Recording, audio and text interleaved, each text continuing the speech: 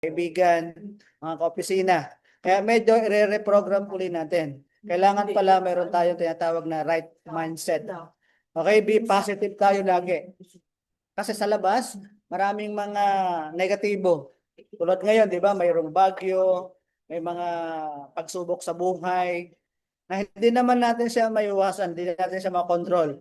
Kailangan lang kontrolin natin yung ating sarili, yung ating pagkakunawa o yung ating attitude. Okay? So, guard natin yung thought natin. Kumbaga, minsan sa labas, di ba? So, naandyan na siya, normal siya, lagi mayroong mga rejection, lagi may mga discouragement, o lagi may mga negatibo. So, kailangan tayo mismo sa sarili natin, handa natin yung sarili natin.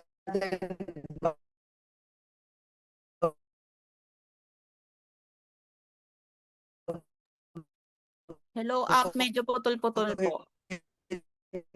Natin program Copy po. natin. Ano ba yung Chubby ko sa sarili ko? Chubby. Kailangan right attitude. Okay? Attitude po ang bahagi. Hello? Okay na ba? Choppy po, Hello? choppy. Choppy pa rin? Yan. Okay na po. Yan, okay na. So, ang 5% po ang skills. Ibig sabihin, ang skills ay natutunan. Okay? Na pwede nating pag-aralan. Pero ang attitude, ito yung na-program sa atin ng ating mga magulang pagkasilang natin at ito yung ating ginagalawan o ginagawa natin sa pang-araw-araw. So ngayon, mare-reprogram ba natin ang right attitude? Okay, so tanungin natin sa sarili natin, ano ba yung dapat gawin natin habang ginagawa natin yung business? Okay, number 1, attitude. Okay, kasi sa business po natin, di ba? Sabi nga ni Sir Tom, pag ikaw dito ay sumusunod lagi sa upline, sumusunod ka sa sistema ng iPern, ikaw dito ay madaling maturuan, okay? So, magsasuccessful ka. So, ngayon dapat meron tayong tinatawag na good learning and listening attitude. Okay, so ito po nung tayo ay high school, elementary, di ba? Meron tayong DLLA o Right Manners and Right Conduct. So, ito po ay may kaugnayan din sa negosyo natin. Kaya dapat sa layman term, so lalo na sa mga networking o yung mga sinasabi na sa MLM. So, pag sinabing yes upline, ito yung tinatawag na yes attitude o yung right attitude. Okay, iwasan na po natin yung sakit na acne. O yun. So, ang abbreviation ng acronym, alam ko na yan. Minsan, di ba, pinapa-attend tayo ng training, pinapag-lecture tayo, o pinapag-sulat tayo, pinapag-take note tayo. Okay, so, lagi kadalasan natin, upline. Alam ko na yan. Pabalik-balik din naman yung mga trainer. Okay, pabalik-balik din yung mga training. Di ba, na-attendan ko na yan. So, dito, lagi sinasabi ng mga grad upline natin, so, di ba, GLLA, learning, okay, listening, makinig, and attitude. Okay, kailangan alis muna natin, isang tabi muna natin lahat yung mga naiintindihan natin, mga naunawa natin, o mga naramdaman natin, naranasan natin, yung na-program sa atin ng mga nakaraan. Ang harapin natin yung mga kasalukuyan ngayon.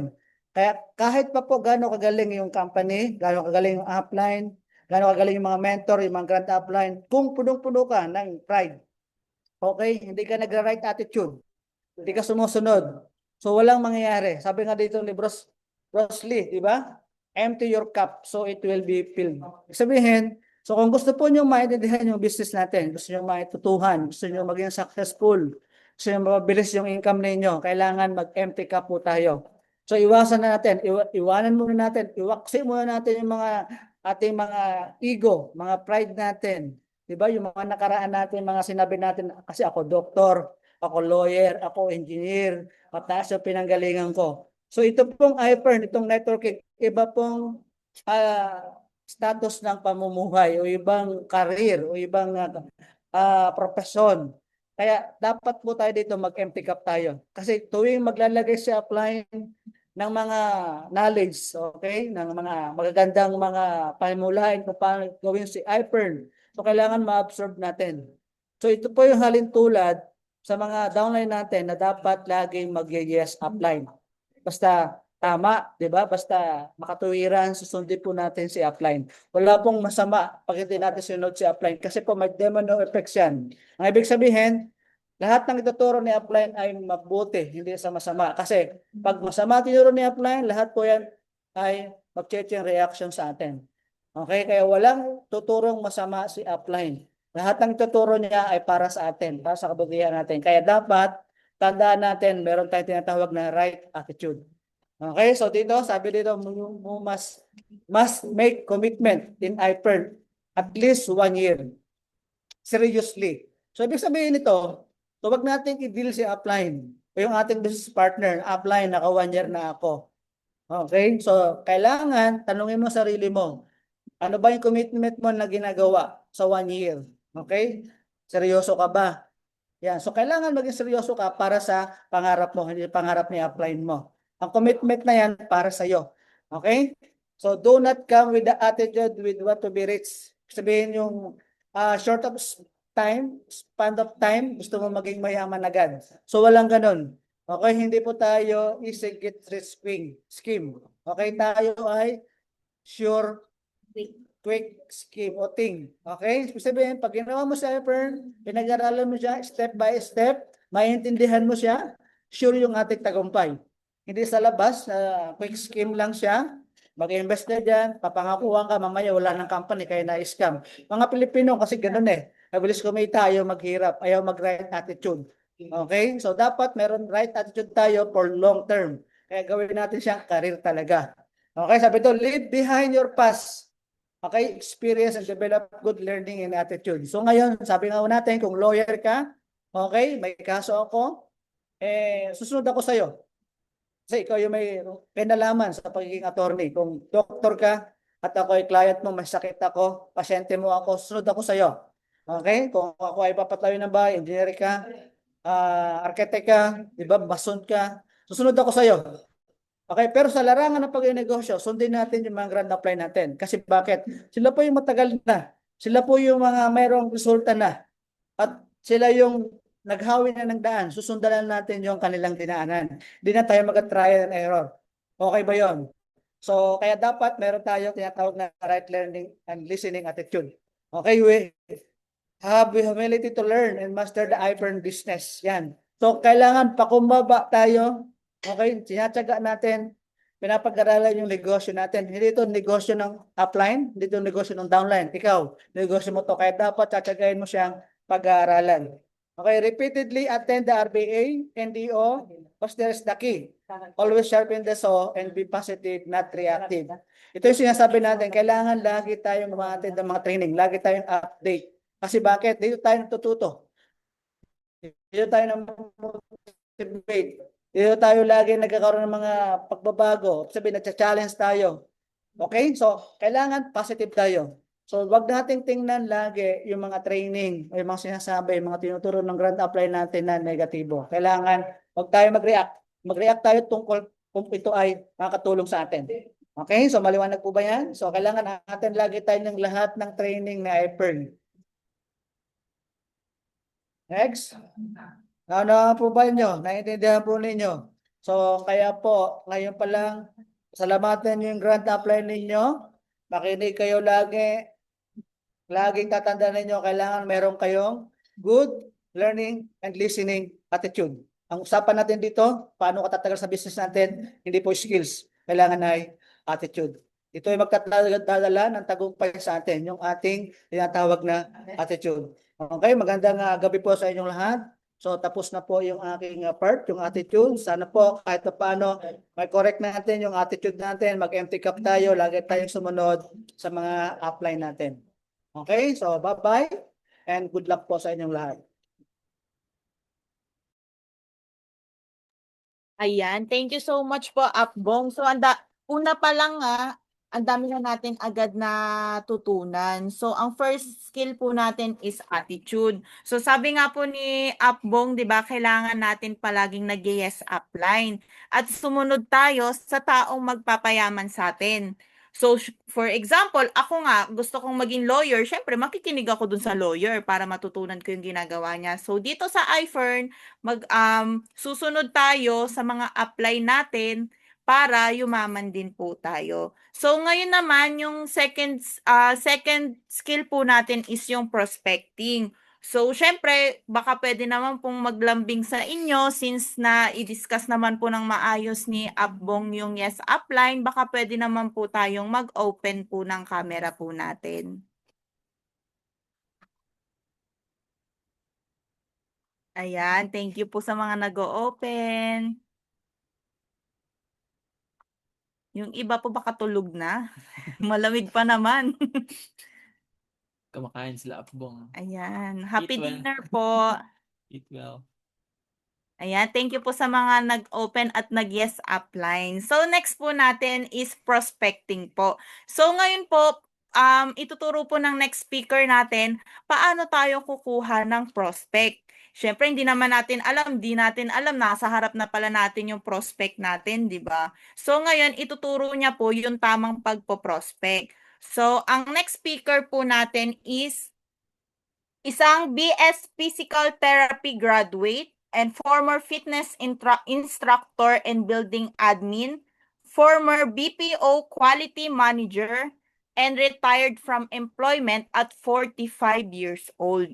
So sa iFern po is Jordan Club member, iFern Toy Club member, iFern Diecast Car Club member, Rolex Club member, and team builder po kay iFern. So let's all welcome Upline J. Vera Cruz.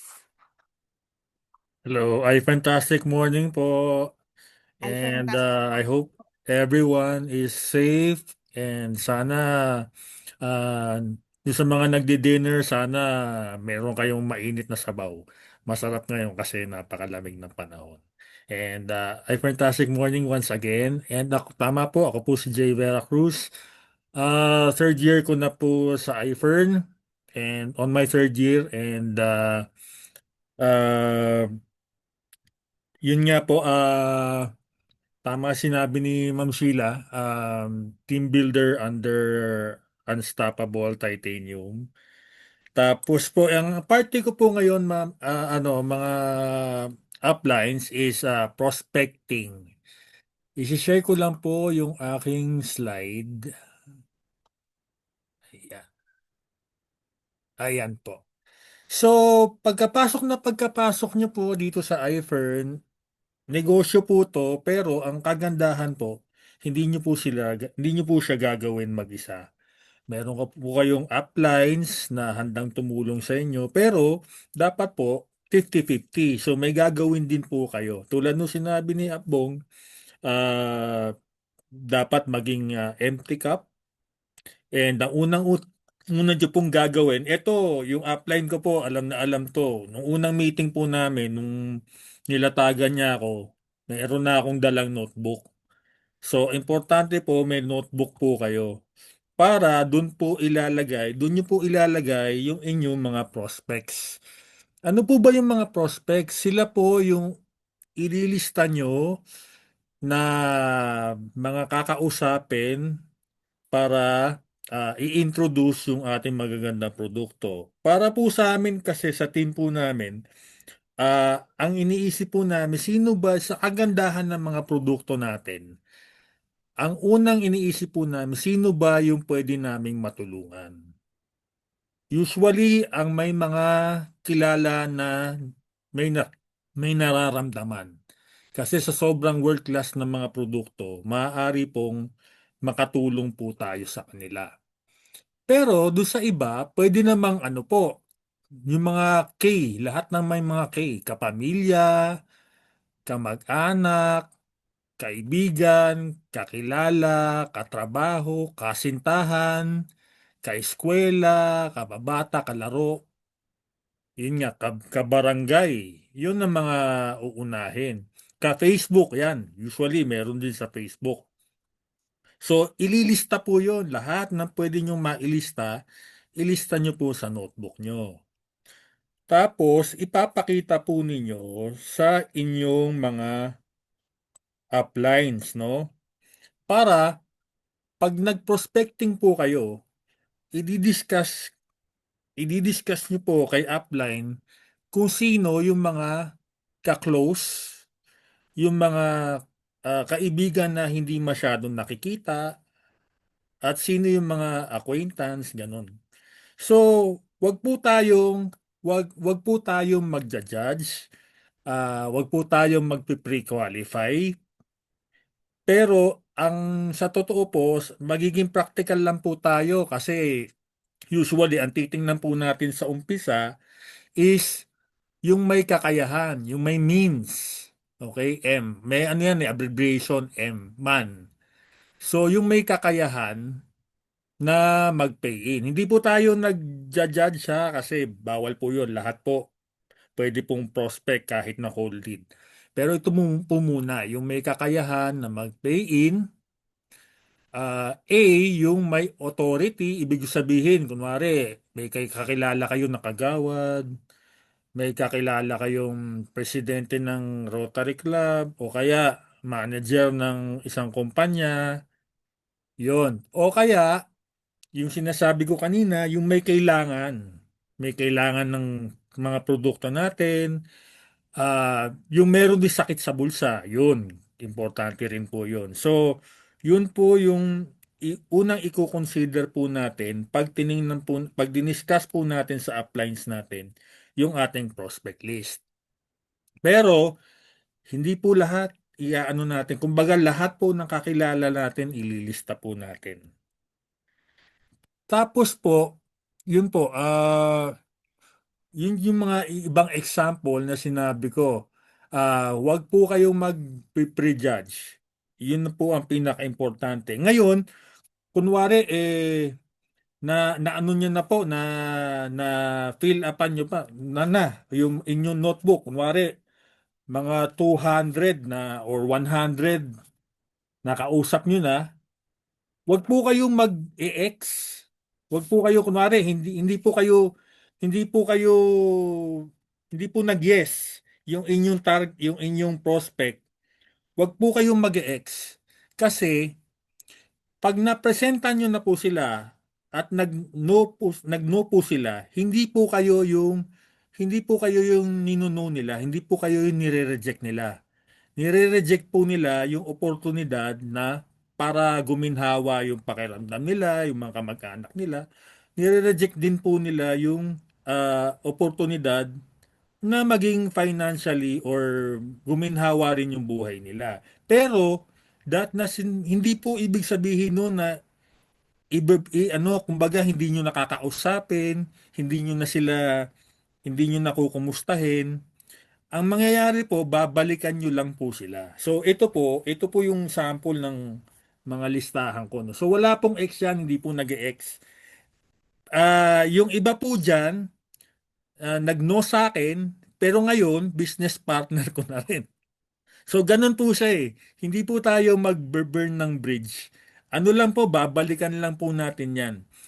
Ang napansin ko po sa mga nag-reject sa akin, karamihan po sa kanila, tumitingin po eh. Nagla-like sa mga post, tumitingin po sila. Tapos yun nga po, merong kasi hindi ko po sila ine-ex, may mga sumamang business partner po sa akin. So, ganun lang po yung pagpa-prospecting. Meron talagang rejections, pero ang rejection po, parte po yan ng pagiging malapit sa success eh. Palapit na po kayo ng palapit, ibig sabihin. Kung may rejection, dalawa, tatlong rejection, palapit na po kayo ng palapit sa success. So, yun po yung pagpa-prospecting. Salamat po sa lahat and good evening po sa inyo lahat. Sana po ay natutunan po kayo sa aking mga sinabi po. Salamat po, Ma'am Sheila. Ayan, thank you po Sir Jay. So meron na naman tayong bagong natutunan. So recap ulit tayo. Ang first natin is attitude and ang next natin is prospecting po. So ayun nga po, ang pinaka-importante sa atin is lagi tayong magsusulat sa notebook natin, or sa mga ayaw naman pong gumamit ng notebook, pwede naman tayong mag-notes sa phone kasi syempre meron tayong mga taong nakakalimutan. Hindi natin alam, siya na pala yung tutulong sa atin para mapalago yung iFern business natin. And then yung second na natutunan ko naman kay Upline J is huwag tayong magpi-prejudge. For example, yung akala mo normal na tao lang kasi yung sa pananamit niya, hindi mo alam, kayang-kaya niya palang palakihin yung network niya sa iFern. So, finding prospect is one thing. So, ang next naman natin, paano naman sila i-invite ng hindi awkward. Kasi syempre meron dito lalo na yung mga baguhan lang and first timer pa lang sa mga ganitong business, nahihiya kung paano mag-a-approach sa mga prospect nila. So good thing naman po ang next speaker po natin is magbibigay ng practical tips kung paano mag-invite naturally. So itong next speaker natin is galing pa po siyang Arizona, USA. So bago po siyang mag-share ng skills niya about po sa inviting po, yung mga naka-off cam po, gising pa po ba tayo dyan? Ano nga po ako, pa-comment nga po Yes dyan ng po. gising pa po Mahina tayo lang. dyan. Yes po. Thanks up Mahina lang po ulit. signal. Okay po, sige po. Pa-comment po tayo ng gising para magising po tayong lahat. Ayan. So, ang next speaker po natin is teacher po siya in USA. Now in iFern po is consistent top distributor and builder po and soon to be the newest team builder kay iFern. So let's all welcome upline Bernalyn Loraes. Hello, good evening po. iFantastic, everyone. iFern Ayan. task. Loud and clear po ba ang ating sound po? Yes po, up. Pwede po ba akong mag-share ng screen app? Naka-host disable participants. Share screen. Sige po, up. Ayan na po, up. Alright, tingnan ko po. Okay, natin. Screen. Share. Ayan ko. Okay. Wait lang po. Kita na po ba yung screen ko?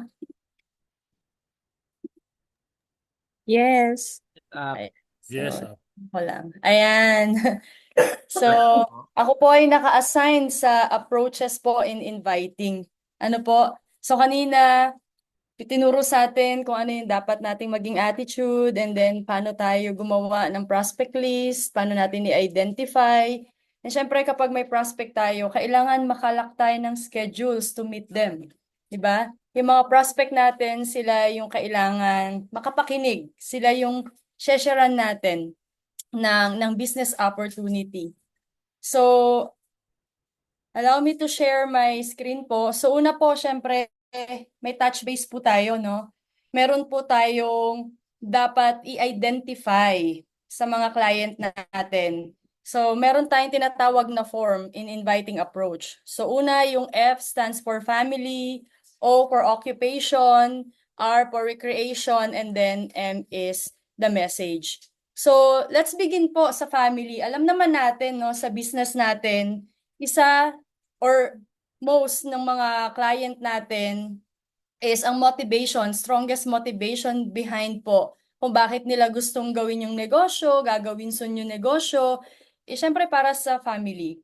So dapat magkaroon or maintindihan natin yung family situation and priorities nila para malaman natin anong type ba ng financial decision meron yung client natin by asking the family situation. So through that, makaka-gain tayo ng better understanding sa mga priorities nila, sa mga responsibilities and future goals. So pwede po dito sa family, pwede natin start na magtanong tayo ng questions such as married ba or single ba yung client, 'di ba? Do they have children or wala? How old are they? And then, ano ba yung mga goals nila for family? Kasi may mamimit tayo dito, pwedeng single but a breadwinner. Diba? Pwede namang may family na and then priority is yung mga kids. Meron din namang priority nila is yung health nila. So maraming pwedeng tanungin, marami silang pwedeng i-share dun sa kanilang family background. Pero as kumbaga bilang presenter, no, bilang CEO ng ginagawa natin. So dapat magkaroon tayo ng tinatawag na we should listen carefully, no, and sincerely sa mga ibibigay, mga sasabihin ng client natin para through this we can gather yung information sa kanila and maintindihan natin kung ano yung important talaga for them. And then when the client realize that we care about their loved ones, we care about their future, so dito nagiging madaling mabuild yung trust natin. So yung trust becomes naturally developed. So yun po yung sa family. And then O is for the occupation. Learn about their work, role, and responsibilities. So may mamimit tayo dito. Siyempre sabi nga kanina sa prospecting, yung money, may means. So usually, ang mga may means dito, yung may mga trabaho. Kasi meron silang pinagkakakitaan, may source of income sila. So dito, pwede nating tanungin, mag-reflect tayo and sa mga aspirations nila in being an employee. Ano yung mga challenges nila? Ano ba yung mga lifestyle na meron sila? 'Di ba? Pwede nating itanong ano ba yung source of income nila? Pwedeng yung iba nasa business na, yung iba naman nasa employment pa, yung iba naman investor na talaga, 'di ba? Yung iba self-employed. So iba't iba. Pero dito makikita natin, malalaman natin, dapat alam natin ano ba yung source of income? Ano ba yung professional goals nila? Ano ba yung mga daily realities na meron sila sa career nila? So pwede nating tanungin, what do you do for a living, 'di ba? Paano nabubuhay, paano nasusustain ang bawat araw, 'di ba? How long do you have been in the profession? So gaano ka nakatagal diyan sa profession mo? Like sa amin ni Ma'am Joanne, parang sa teaching. So gaano ka nakatagal nagtuturo? And then ano yung pinaka na-enjoy mo most dun sa work mo? And then syempre sa trabaho, 'di ba, hindi lang naman na-enjoy eh. Meron ding mga challenges. Meron tayong mga hinaharap na mga challenges sa mga career natin. So, through this conversation, pagdating sa occupation, pwede nating ma-identify yung mga opportunities kung saan natin mabibigay yung solution. Kung paano natin ma-offer yung iFern as a solution and maging valuable dun sa client. Siyempre dito, importante ma-demonstrate natin yung respect nila for their achievements and experiences. So kailangan ma-feel nila na, di ba meron sa atin dito, nasa employment pa, pero nagta-transition na into full-time iFern. Meron naman ginagawa na full-time na sa iFern. So we should respect the gap, the boundaries, and we should let them feel na iFern can also be, kumbaga, another source of income if they are in the employment. Kumbaga, side hustle nila. And syempre dito sa occupation, malalaman din natin kung sapat ba. Dito kasi lumalabas yung mga story di ba? Sapat ba yung kinikita? Okay na ba? May kakulangan ba? So, we always offer solution. So, not all will transition into a full-time iFern, pero we can always do iFern as side hustle on top of their career, di ba? Of their employment. And then recreation. Dito maraming sa paggawa nito, no, sa part na to maraming, ito yung parang for me nakaka-enjoy pag-usapan, yung recreation. So dito dinidiscover natin ano ba yung mga hobbies nila, ano ba yung interest nila, anong uri ng lifestyle meron sila. And I know everybody will agree, di ba? We enjoy talking about the things that we are passionate about, di ba? So dinidiscuss natin yung mga hobbies, interests, leisure activities. Ito yung part ng touch base na kung saan nare-relax. 'Di ba? Nare-relax tayong pakinggan yung mga interest nila and at the same time nare-relax yung client natin i-share yung kanilang story. And then this creates a friendly atmosphere. So this touch base, yung yung recreation, we could always ask like, what do you usually do during your free time? 'Di ba? Yung iba nagda-diamond painting. Tama ba? Ma'am Erica, nagda-diamond painting. Yung iba naman, they have an active lifestyle, mahilig sa gym. Yung iba naman, running, walking, di ba? Iba, they enjoy traveling, they enjoy fitness activities. O pwede namang, intensive sila sa, nila, sa diet program nila. So, yun yung mga possible topics na pwedeng i-reveal ng client first, and then accompanied by their personality, their values, and then yung mga preferences nila, lifestyle preferences. So dito, yung conversation natin becomes more enjoyable, and then dito sa part na to medyo less formal. Kasi pwedeng parehas pala kayo, mapafound out mo, parehas pala tayo ng hobby, parehas pala tayo ng interest, yan din yung ginagawa ko. So you're making the interaction feel more natural, rather than transactional. So, ako for me yung R, na-enjoy ko to kapag nandito kami sa part na to. And then of course, yung message natin, finally yung message. Share the right message that connects and inspire. So upon hearing and learning from the family background, sa occupation or source of income na meron sila, what do they do in their living, ano yung mga hobbies nila, interest nila, anong type of lifestyle meron sila. So this time sa message, i-connect na natin yon. Yung mga na-gather nating information. So yung client's family, occupation, and recreation, we now have the valuable insight. So meron na tayong idea that allows us to share the important message na relevant and meaningful sa needs nila. So dito, instead of giving generic presentation, di ba, present ka kaagad, direkta ka kaagad, we learn to connect our message sa specific needs and goals nila. So halimbawa, if they are focused sa children's future nila, so we can share that iFern, di ba? Yung account sa iFern is transferable, just like what happened to Christian, di ba? So pwede nating i-share yon kung ang ano talaga nila is pag-aaral ng anak nila. So we can help them na ma-discuss natin yung proper financial planning na makakatulong sa kanila para ma-achieve nila yung mga goals nila.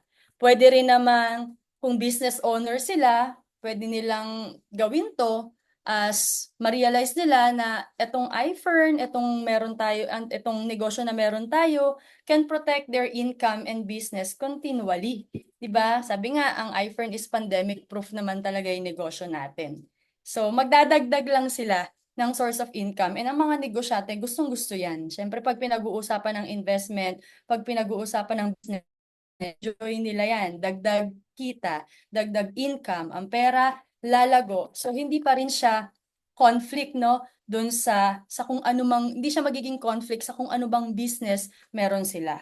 And kung love naman nila, bawa, gusto nila, upon hearing them, gusto nila, mag-travel ng mag-travel. They enjoy life through travel. So, pwede nating i-discuss, pwede nating i-share. Tama, dito sa iFern, alam mo ba, may mga travel incentives dito. Once you hit this rank, kapag ka na naging top 20 ka, you can have a chance na dalhin ng mismong CEO ni Sir Tom sa ganitong bansa to receive this award, all expense paid by the company. So, syempre makukuha mo, 'di ba? Makukuha mo, makakatch mo yung interest nila na pwede pala mag-travel ng libre. 'Di ba? Syempre mostly yung mga travelers gumagastos 'yan, 'di ba? So we can also support yung lifestyle na they want to maintain through iFern. So, yung message natin, always remember in giving the message upon soliciting all the information, backgrounds, ayan, nag-share na yung client natin. So, dapat always make sure na yung ating message is, it will help them inspire, 'di ba? Mag-inspire siya ng action by showing how our solution can help them achieve the most important to them. Be it in the career, business, family, recreation, 'di ba? So, dun pumapasok na etong form is very important. Kaya nga siya tinawag na touch base. Ito yung pinaka-basis natin, base natin, 'di ba? Pinaka-foundation kung paano mo malilid yung prospect natin to establish. Ang pinaka-goal lang naman ito is makapag-establish tayo ng rapport sa mga client natin. We can build trust sa mga taong mamimit natin. 'Di ba? May kasabihan nga people do not care how much we know until they will know how much we care for them.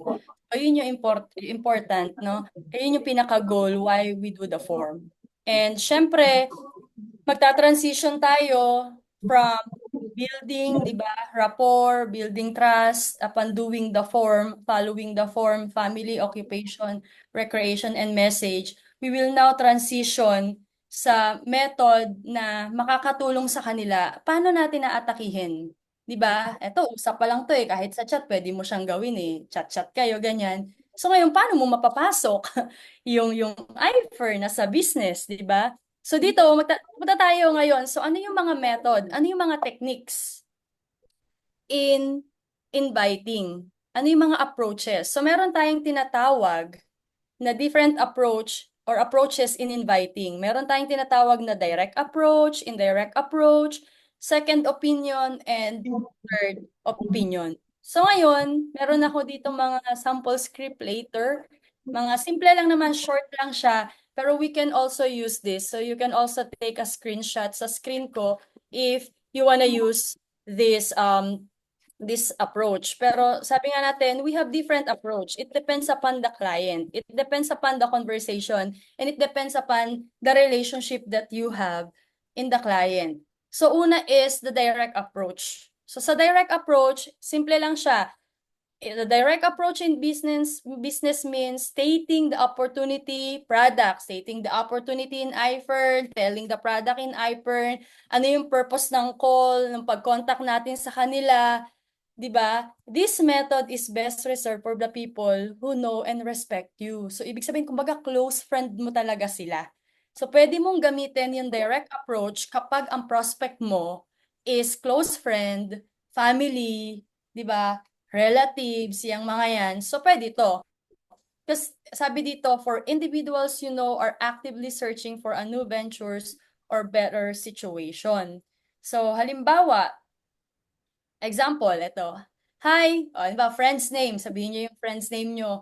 I am reaching out because I found a business opportunity that I think could help people earn additional income and immediately thought of you. So parang ikaw agad yung naisip ko, di ba?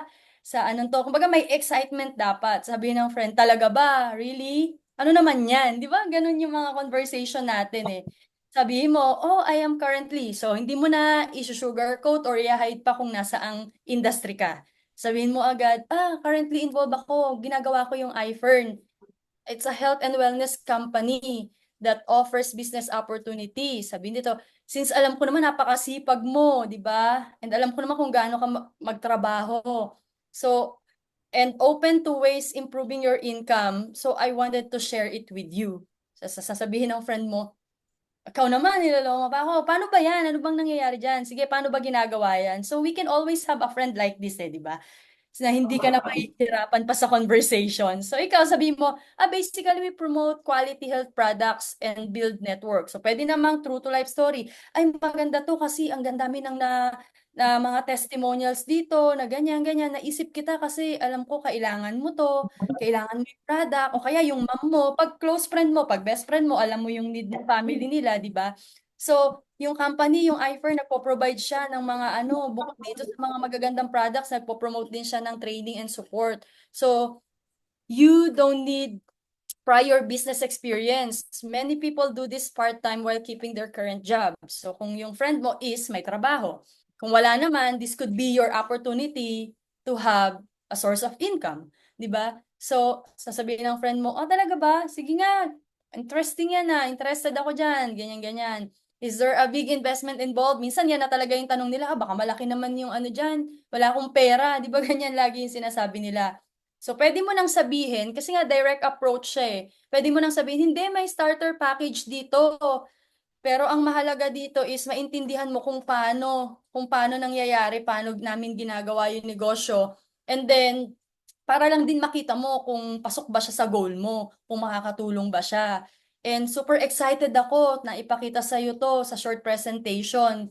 So you can, pero no commitment, di ba? Pwede naman nating sabihin, no commitment naman prior to this. Pakinggan mo lang. Sabihin ng friend mo, okay, I'd like to know more. So you go, great, how about to meet in a coffee? Or tara, kita tayo sa ganito, ganyan. So, and then, sige, tawagan kita ha. So, sa gantong araw. So, it will only take 20 to 30 minutes lang naman of your time. Then, you can decide, sabihin mo doon, you can decide whether magustuhan mo siya i-pursue mo siya or hindi. No commitment naman about this. So that's direct approach. O kaya naman, pag super close mo, pwede mong sabihin, Mare, tol, ganyan. Nasa iFern ako, ang ganda ng kitaan dito, ganyan. Possible pala talaga yung ganito, ganyan. Gusto mong ipakita ko sa iyo yung business opportunity na meron dito, pakinggan mo lang. So, direct approach. Sinasabi mo kung nasang company ka. Sinasabi mo agad that you are in the network marketing company, that you are in the MLM. So, wala nang paligoy-ligoy pa. Again, pwede mo siyang gamitin kapag close friend mo. O kaya naman, yung mga pinsan mo, mga kamag-anak mo na alam naman nila sa post mo na nag-iFern ka, pag nag-like sila, pwede mo silang i-message, "Oy, nag-like ka sa post ko, ganyan-ganyan. Gusto mo bang malaman yung about iFern?" So, yun. Pumapasok ngayon yung direct approach. So, second and third, pagsasamahin ko yung indirect approach at saka yung second opinion because they are almost the same. So, dito, sa indirect approach, so, opposite siya. You will invite your prospect to view a business opportunity means asking for their help, advice, and ang pinaka-goal talaga dito is referral. Instead of pushing them and pitching to them the business directly. So, it leverages psychology to lower the prospect defenses, reduce rejection, and tap into their network. So, now, sa second approach natin, yan, yung second approach or yung indirect, I also include here, second approach or indirect means referral approach. So, ang purpose talaga nito is mag-ask ka ng help for referrals. Di ba, tayong mga Pinoy, nature nating maging matulungin eh. Di ba? Di ba may mga taong ganun eh, they feel more valuable, they feel more, kumbaga, competent kapag nag-ask ka ng help sa kanila. So through this, you start by asking who they know and what might be the interest in health products or extra income. So dito sa indirect approach, pwede mong, I'm currently working sa project related sa financial planning and health and wellness. I really like to add value, sabi mo ganon. I really value your opinion and your ideas. Could we meet for a quick discussion? Present ko lang sa'yo, tapos tignan mo kung sino yung mga possible na taong ma-refer mo sa akin, baka may kakilala kang ganito. Di ba pag pinresent mo yung, sa Ferndy pa lang, pag pinresent mo di ba? O ang Ferndy para sa mga may ganito, may ganiyan, di ba? So doon pa lang sabi ko, friend, okay lang ba habang dinidiscuss ko to? Halimbawa, ito, pwede siya sa may diabetes, may cholesterol, may psoriasis, baka may kilala kang mga ganito. O lalabas na ngayon dyan, ay, si ganito, ganyan, may ganito.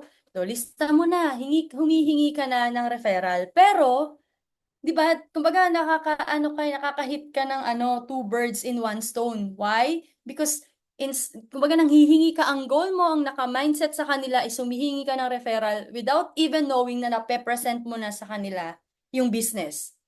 And there's a big chance and possibility na siya na hinihingian mo ng second opinion, siya na hinihingian mo na referral would be the potential, di ba, client na mag-pay in and mag-join sa business natin. Like this. I'm looking for people who want additional income. Do you know that that might be who do you know that might be open to that? So, extra income. Ay, si ganito, nagaganyan. Maybe my cousin. Sasabihin mo naman, thanks. Before you refer anyone, would you mind watching the presentation first so you know what I am sharing? Sasabihin nito, focus mo dito is referral and contacts. Pero ang goal mo is to get the names, then invite them to see the presentation without even knowing na yung kausap mo is napepresentan na siya ng iFern. And, ayun nga, pwedeng mag-turn pag na-realize niya na marami pala siyang market, marami siyang kakilala na pag-share ng products, kasi nga nangingi ka ng referral, so they will realize at the end that they might as well start the business and sa kanila na lang kukuha instead na sa'yo. So gets po ba? Hindi ko kayo nakikita sa screen, pero gets po ba? Maliwanag po ba yung explanation? Yes, Ayan, so people, kasi di ba, alam naman natin, people generally enjoy, kahit naman tayo, we enjoy sharing our expertise, our opinions, and experiences. And then by asking, and by doing this kind of approach, di ba, yung perspective nila towards the business plan, sa products, di ba?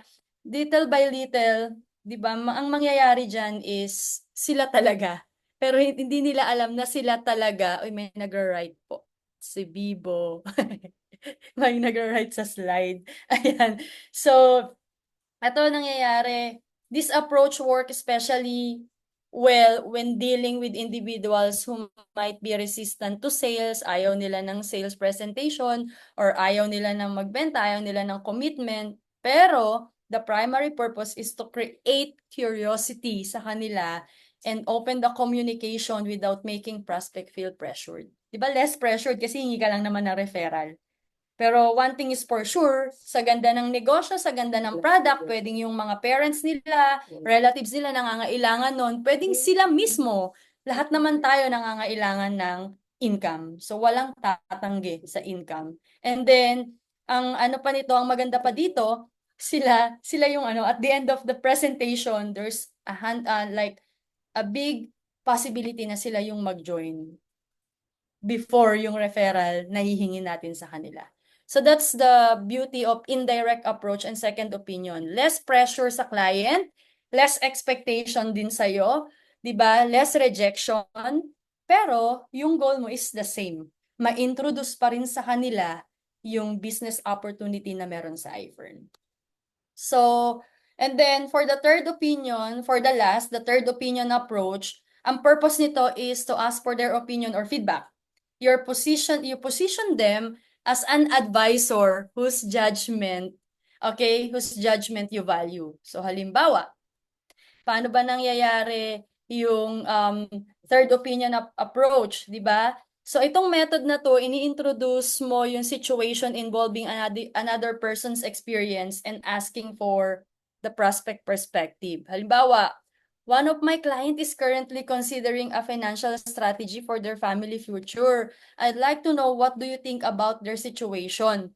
So, papasok na din dyan yung tinatawag na, hey friend, sabi mo, I value, actually, kahit di mo close, I value your opinion, lalo na kung ang pinaka-prospect natin is yung mga matatalino, di ba? Sa batch natin, yung mga expert pagdating sa business, financial advisor, yung mga yan, I value your opinion. Could you watch a short iFern presentation and tell me what you honestly think about it? Sabi niya, sure. Okay, sabi mo naman, great. Afterward, could you let me know your thoughts, whether you think it's something people would be interested in? So, ang focus mo dito is hingin yung feedback nila and hingin yung opinion nila. Remember, the goal is to get them watch the presentation and possibly become interested. Even if it's third approach, even if it's second, indirect, it will always lead the client, the prospect, into knowing the business opportunity that we have in iFern. Yun yung pinaka-goal natin. Kasi ang goal naman lang natin dito is mag-share. And if they want the opportunity, thank you. If they don't want, it's okay. Follow up. Maybe someday, 2 years from now, they will realize that iFern is a good opportunity and iFern is the solution. And lagi naman nating, di ba, ang thinking dito, kahit naman mag-join sila or hindi, darating at darating yung time, meron mag-i-introduce sa kanila ng iFern. At least, nauna na tayong mag-present sa kanila. Alam na nila na nasa iFern tayo. And doing this different type of approach to the different types of people, so, ang bottom line is to introduce and share the iFern opportunity. So, yun lang po yung aking i-share tonight. I hope you learned something po sa ating inviting approaches. Thank you po. Thank you, Up. Ang galing naman. So, grabe yung explanation ni Upburn sa how to invite natin. So, i-recap lang natin. First po is gawin natin yung form, yung family, occupation, recreation, and message. Then, tsaka tayo papasok dun sa how to invite na direct approach. Yung sa direct approach, dito ang natutunan ko kay Upburn is yung unahin mo na yung mga close friends natin, yung mga wag na muna nating ipaligoy-ligoy pa. So, next is indirect approach, and yung second approach naman is ask help for referrals to reduce yung rejection. Then yung last naman is third approach is hingin yung feedback or opinion po nung ini-invite natin. Pero ang goal nung apat na yon is to deliver yung business na iFern business po natin. So grabe ang gagaling ng mga ano natin ng mga speaker natin. So kada skills na i-discuss nila ng maayos at saka talagang sa akin sa part ko is talagang ang tawag nito, naiintindihan siya talaga. So ang next speaker naman po natin is i-discuss naman po niya yung sinasabi ni Apbong kanina na system and yes upline. So dito naman kay iFern is hindi naman palaging dapat alam natin yung lahat, alam yung negosyo ng lahat. Nandoon pa rin tayo sa kailangan nating gamitin yung system at isa doon yung pinakamahalagang system is yung ABC rule. So ang magdi-discuss nitong ABC rule is upline po ni Upvern. So ang next speaker is isa siyang nurse by profession. Sa iFern po is Elite Toy Club member, Jordan Club member, Louis Vuitton Club member, iFern Academy graduate, and consistent top distributor po. And soon to be awarded as the newest field manager. Let's all welcome Upline Christina Cabangisan. Yes, hello Apply everyone. ko Ay, yan. fantastic Apply ko yan. morning. Grabe, nakakatuwa yung mga participants natin, no? Kanina ko pa tinitingnan kung mababawasan kasi palalim yung gabi, pero hindi, nadadagdagan pa siya nadadagdagan. 'Di ba? Yes. So, that means everyone is really willing to learn the business. 'Di ba? So, kanina, ay, nasa ako yung slide, wait lang. Parang na-close ko, sobra ako natuwa sa mga narinig kong mga sharing. Ang Eto. gagaling nila up, no? Grabe nga, parang sabi ko, parang hindi na ako kailangan. Parang, Parang, na. parang nakakahiya na nga magsalita up eh. okay na. Ayun. Ay, nasa na ba tayo? Ayan. Ayan. Kita na po yung screen. Yes, up. Okay na, no? So, by the way po, nasa loob po ako ng kotse ngayon. So, medyo madilim. Medyo rinig niyo yung mga aso. Kasi kanina nandun ako sa living room, social living room. Kaso, medyo maingay na doon. Sabi ko, kailangan quality. Kasi narinig ko yung mga speaker natin, ang gagaling. Sabi ko, dapat kailangan tapatan ko rin sila. So, mas lalo na, yung susunod sa akin, baka ma-pressure lalo. Bigatin. Okay, Bigatin na so, mabigat. ayan. So tonight po, no, pinag-uusapan natin yung 5 fingers. Again, recap lang tayo. Ano ba yung sinasabing 5 fingers? Again, nandun yung about the attitude. So napaliwanag sa atin kanina, ano ba yung tamang attitude na meron tayo as we do the iPhone business. Number 2, we do the right prospecting. So tinuro sa atin kanina how we qualify the prospects. Tapos, eto nga yung pinakahuli, yung kay Ma'am Bern, tinuro sa atin yung mga approaches, how to do inviting. Ngayon, kung mapapansin nyo, pag natapos natin yung presentation, makikita nyo, wala tayong pag-uusapang presentation. Sa 5 fingers, walang presentation, but then again, kapag na-master nyo itong 5 to, lalong-lalo na yung susunod, yung pag-uusapan natin, kayang-kaya nyo magpapiin. So, ganun kaganda yung system na meron tayo dito sa iFern. So, this time, pag-uusapan naman natin tungkol sa ABC rule. For sure, marami po sa inyo alam na yung tinatawag na ABC rule. Yet, marami pa rin po yung hindi nakakasunod properly dun sa sinasabing ABC. So, I'd like to invite everyone to really listen dito sa sinasabing ABC rule. Kasi, guys, kapag na-master nyo itong ABC rule, kahit hindi nyo pa alam maglatag, kahit hindi nyo pa kabisado yung complan and everything about iFern, pero once galing nyo mag-ABC, mataas yung chance na makakapagpapiin talaga tayo ng mga clients natin. So first, alamin natin, ano ba yung ABC na yon? So yung letter A, that stands for the advisor, B for the bridge, and C for the client. So again, we have the advisor, the bridge, and the client. Sino ba yung tumatayong advisor? Yung advisor, ito yung upline, crossline, or kahit sino kahit sino na gusto mong ipakausap dun sa dinala mong client sa office. Or kahit saang lugar, basta meron kang papakilalang tao dun sa client mo, we consider that person as the advisor. Now, sino yung bridge? Bridge, ito yung tao na magdadala ng client sa iFern. Siya yung magpapakilala ng iFern and siya rin yung magpapakilala ng advisor. So that bridge is you. Kung ikaw yung nag-invite sa client, kung ikaw yung magpapakilala sa advisor, ikaw yung tatayong bridge sa kanilang dalawa. And of course, the client, ito naman yung taong in-invite mo sa iFern. Okay, so every now and then, maririnig mo yung upline mo. Sasabihan ka na, before mo ako ipakilala, ABC mo muna ako ng maayos ha. Or kaya, pagpunta mo ng office, ABC mo yung company, ABC mo yung mga clubs, ABC mo yung warehouse. Yung ganong term, ABC mo si upline, ABC mo si crossline. Please remember na yung term na yun, that means build up.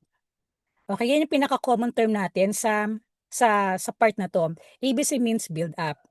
Question is, bakit ba natin kailangang mag-build up ng uplines or ng crosslines or kahit sino man na gusto mo ipakilala sa client mo? Hindi ba pwedeng pagpunta mo sa office, nakita mo yung upline mo, hindi ba pwedeng pagharapin mo na lang silang dalawa, sabi mo, upline, pakilala ko sa yung friend ko, ito friend ko, o friend, ito yung upline ko. O, upline, pakausap naman yung friend ko, di ba? Hindi pwede yung ganun, kahit gaano kalaki yung resulta ni upline, para sa mata ni client, kung first time niya yung nakita, definitely first time niya nakita, stranger yan. So para sa kanya, ano man yung sabihin ni upline sa kanya, lahat yon unsolicited advice. Lahat yun hindi niya papakinggan. So kahit sabihin ni upline na ito na yung mga achieve ko sa iFern, ito na yung mga kinita ko, para kay client, ang yabang nung dating. Well, the reason is hindi mo kasi nahanda yung mind ni client. So, ang purpose natin guys, bakit tayo nag-build up ng mga upline? Gusto natin, ma-ready natin yung mind ni client na yung taong ipapakausap natin, isa yan sa mga taong makakatulong sa kanya sa iFern once he or she joins. Okay, again, the key is gusto natin ihanda yung mind ni client. Gusto natin i-open yung mind niya, gusto natin buksan yung tenga niya, gusto natin buksan yung puso niya, para kapag nagharap sila, hindi mataas yung wall. Alam niyo, before, na-try ko na talaga yan eh. Parang kahit anong sabihin mo dun sa kausap mo, sarado siya. Kasi kumbaga, hindi kanya napakilala ng maayos.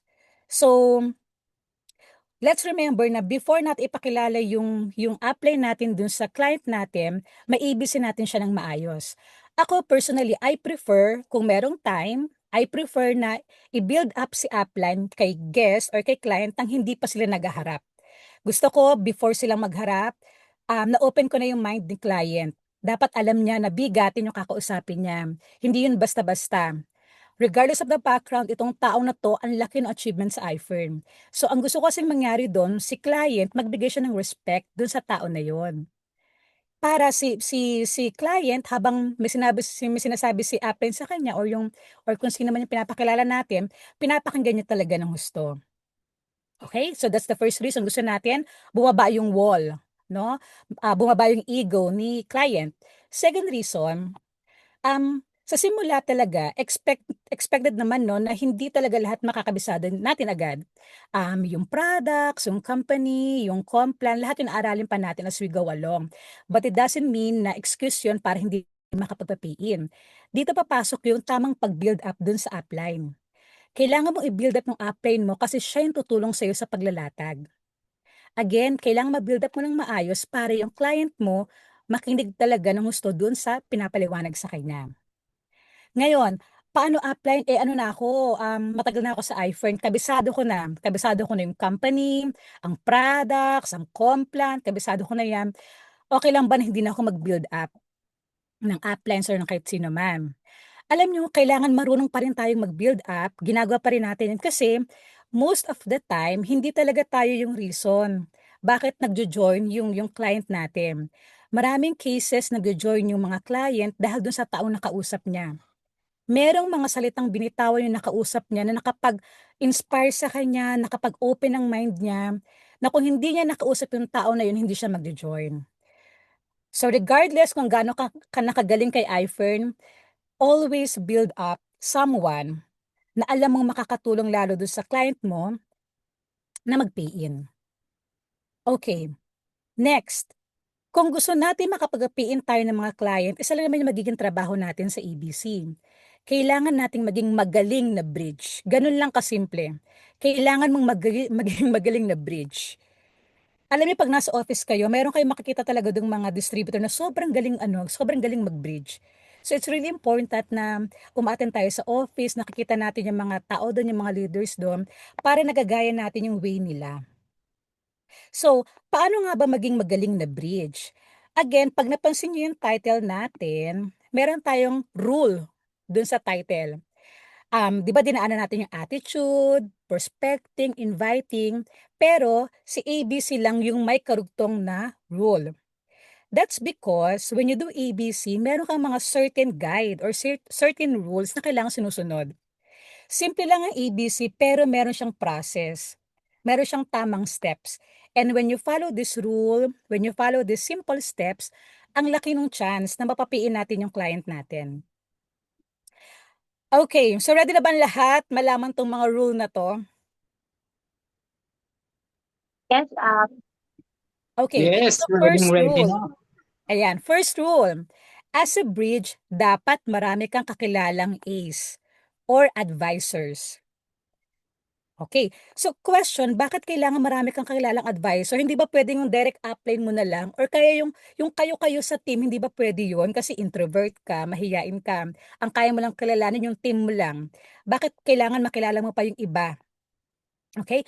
Maraming reasons, guys. Pero first reason na pwede kong sabihin is because iba pa rin kapag meron ka napakilalang upline or crossline dun sa client mo na na saktong-sakto yung sitwasyon. I mean, yung nami-mirror ba? Magbigay ako ng example. So, meron kaming downline. So, nung time na tinanong niya ako about iFirm, pinaliwanag ko yung iFirm. So, medyo hesitant siya na mag-join. Ang reason niya is, yung work niya is utility worker. So, medyo mababa yung confidence niya. Feeling niya hindi siya makakabenta ng mga product kasi ang kasama niya doon sa school, mga teachers. Ganyan. So, nung nakita ko yung ganun yung level ng confidence niya, naisip kong i-mirror siya. Sakto at that time, mayroon akong dalang Change magazine. So pinakita ko sa kanya si Jessica Sibunal.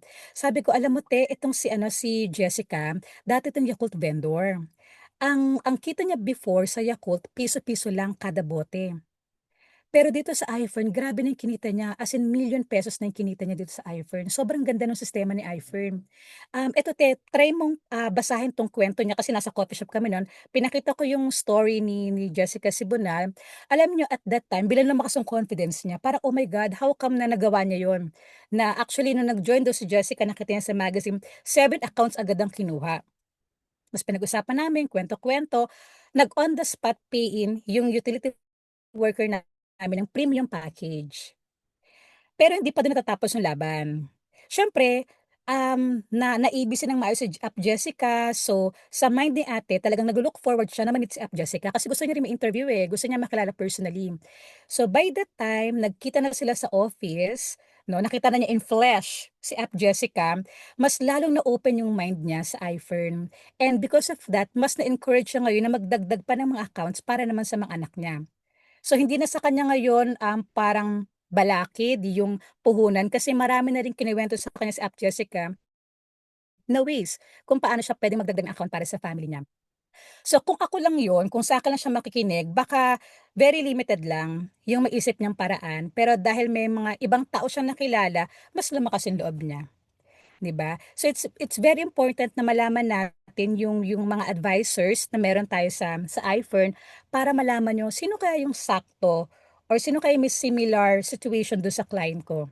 Na pag pinakilala ko, makaka-relate sila and malaki yung chance na talagang mag-join sila sa iFern. So that's number 1, no? Number 2, kapag kasi limitado lang kakilala mo sa iFern, baka medyo mahirapan kang maghanap nung pwede mong ipakilala do sa client mo. Kapag marami kang pinakilalang advisor or client dun sa marami kang pinakilalang upline or crossline dun sa client mo, alam mo mararamdaman ng client mo na sobrang ganda ng iFern kasi kapag pala siya nag-join, ang daming tao yung pwedeng sumuporta sa kanya. Na kahit mawala ka, ikaw as a friend na nag-invite, kahit mawala ka, tatayo pa rin pala siya sa iPhone kasi ang daming tao na pwedeng tumulong sa kanya. Gaya ng ginagawa nila sa iyo as a bridge. Okay? So, ngayon question, paano ka ba magkakaroon ng maraming kakilalang advisor sa iFern? So, first way is to attend trainings. Parang ganito, 'di ba si App Sheila, kinukuwento niya yung background ng mga speakers. So, kapag may mga host, for example, no, na nagkukuwento about the background, yun yung chance mo na kabisaduhin yung profile nila. Tandaan mo, sino nga yung teacher, sino nga yung nurse, 'di ba? Sino nga yung mga negosyante, para kapag meron kang ganong client at nakita mo sa office, pwede mo ipakausap. So, 'pag sa mga RBA, kumpleto yung kinukuwento talaga nila yung mga profile, ganyan. Another way para magkaroon ka ng maraming kakilalang advisors, 'pag nandun ka sa office, for example, makipagkilala ka dun sa mga tao doon. Alamin mo yung kwento nila, ano yung current profession, ano yung dating profession, bakit nag-join sa iFirm, ano yung parang nagpaano sa kanya, nagpa-trigger na mag-join, ano account ang kinuha niya, anything 'no. So, alamin mo yung buhay niya para kapagka nagkaroon ka ng client na may gano'ng situation, alam mo kung sino puwedeng ilapit dun sa client mo, 'di ba? So, gano'n siya. Next, as a bridge, only say good things about the advisor. Okay. Guys, very important 'to, kasi minsan talaga sa sobrang kadaldalan natin nasosobrahan talaga tayo ng kuwento. 'Di ba? For example, meron kang upline na ipapakilala dun sa client mo. So let's say, si friend kasama mo ngayon, pwede mo sabihin sa kanya na, "Friend, mamaya punta tayo sa ano, sa presentation sa office. Papakilala kita dun sa taong tumulong sa'kin makapasok sa iFirm. Siya yung nag-mentor sa akin, hanggang ngayon 'pag meron akong tanong siya yung tumutulong sa akin. Yun nga lang kasi may mga time na late siya. So mamaya 'pag late siya dumating, hayaan mo na, gano'n talaga yung mentor ko na yun, basta pakinggan mo lang siya." Kapag gano'n na kahit anong positive ang sabihin mo, meron ka lang sabihing isang negative, pangit na magiging dating ni advisor kay client, 'no? So feeling niya kahit gaano kalaking kinikita niyan, meron na siyang negative trait, ayaw na niya. Kasi feeling niya 'pag siya nag-join at siya yung may kailangan dun sa upline na yun, pero late, mahihirapan siya. So kailangan ang sasabihin mo lang kay client ay positive lang, positive. Okey, wag ka na magsingit ng any negative kasi hindi naman siya makakatulong sa negosyo natin. Now let's say lang 'no, let's say talagang dumating si upline, natapos na yung RBA, wala pa si upline, 30 minutes na lumipas ulit wala pa si upline, nagtanong na si client sa'yo, sabihin niya, "Friend, akala ko ba may papakilala ka sa'kin, nasaan na siya?" Puwede mong sabihin na, "Oo nga, eh, actually kanina ko pa siya ka-chat. Nalaman ko nasa Taguig area pala siya, meron siyang tinutulungang team member do'n. Hindi niya maiwan kasi gusto talaga niya matulungan yung member na yun ma-close yung deal. Sabi ko nga sa kanya kung talagang gusto na niyang umuwi, pagod na siya, okey lang, kahit next time ko na siya pakausap sa'yo. Pero ayaw niya, gusto talaga niya puntahan ako dito, ipakilala kita, ganyan, makausap ka, para kumbaga gano'n talaga yung support niya sa team namin." Para itong si client ma-appreciate niya lalo na kahit late pa dumating yung kakausap sa kanya, may reason pala, na ang reason is tinutulungan yung ibang team members, 'di ba? So ikaw na as a bridge yung gumawa ng paraan para kumbaga ma-pacify si client, wala siyang maramdaman na wala siyang maiwan na any negative things about iFirm, about the team. Again, ang may pinakamalaking role dito, ikaw as a bridge. Next rule, inform the advisor in advance about your client's profile. Okay, eto, very important 'to, kasi minsan meron kang papakausap kay upline, walang kaalam-alam si upline about the guest, 'no? So parang ano 'yun? So ang ginagawa namin dito, halimbawa bukas, may mini ladies event. So ngayon pa lang kino-contact na namin si upline na ipapakilala namin, sinasabi na namin yung profile ni client. Halimbawa sabihin ko na, "Upline, tomorrow meron po akong dadaling guest. Ito pong guest ko is teacher. Wala na po siyang asawa pero meron siyang 2 anak, nag-aaral sa high school. Next year po pa-retire na siya. Sa kuwentuhan namin nalaman ko na isa pala sa worries niya is yung paano itutuloy or paano suportahan yung yung pag-aaral ng mga anak niya kasi nga po pa-retire na siya next year. Dun ko po binanggit about iFern. Tapos sinabi ko po pumunta sa office tomorrow para makita niya ng buo si iFern, kung paano makakatulong sa kanya. Sakto po, nandun kayo, baka pwede ko po ipakilala sa inyo. So at least pag gano'n nakikita ni upline, ano yung profile ni client para pag nagkita na sila, ready si upline. Ano yung mga nakita nating pain points, 'di ba? Pa-retire si teacher, may pinag-aaral pa, paano makakatulong si iFern. So once magharap sila, yun yung mga points na magiging focus ng usapan nila. Hindi yung napaka-general, napaka-broad, parang paano ba 'to iko-close ni ano, ni upline kasi wala siyang makitang pain points, 'di ba? So again, ang may mas nakakilala kay client dapat ikaw as a bridge kasi ikaw naman yung nag-invite. So kanina tinuruan tayo ni Ma'am Bern kung paano yung